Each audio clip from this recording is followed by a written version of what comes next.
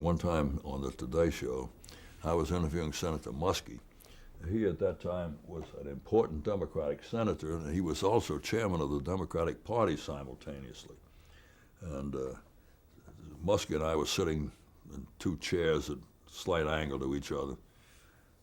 And the interview had gone on. Those days he did interviews of 6 or 8, 10 minutes, 12 minutes. Today, 3 minutes is about the longest interview anybody does. And I had about 3 minutes left in this interview.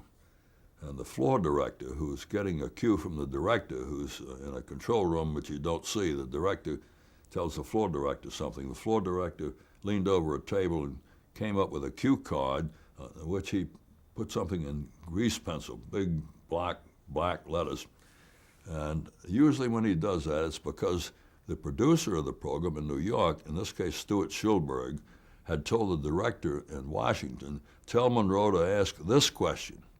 And so he tells the floor director, put this question up, show it to Monroe. I knew that he was going to probably show me a question, a topic to ask a question about.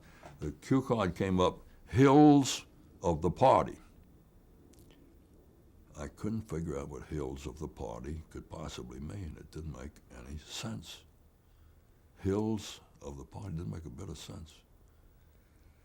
Muskie was answering a question I had just asked him, so I was sitting here thinking, my eyes probably wandering all over the place.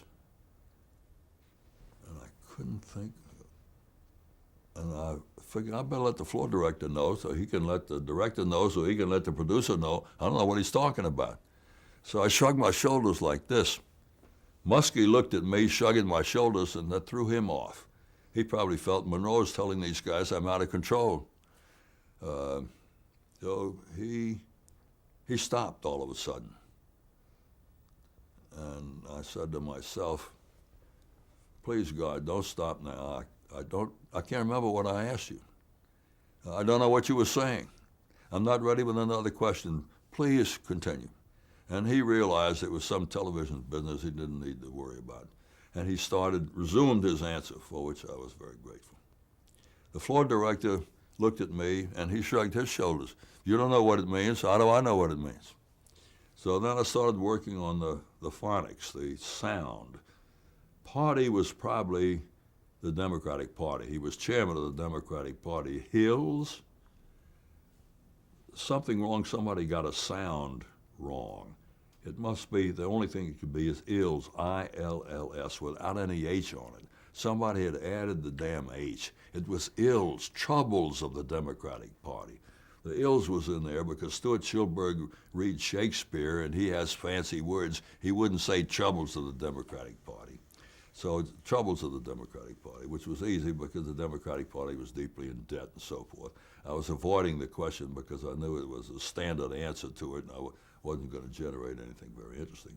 But if the producer wanted it asked, I was not unwilling to ask my boss's question. So I asked him about the troubles of the Democratic Party, and he gave me a standard, dull answer. I often thought later, it's hard to find a question a guy like Muskie has not heard before. And if I had assumed that Stuart Schulberg knew something I didn't know, I might have just asked him, Senator, what about the hills of the party? And see what he said.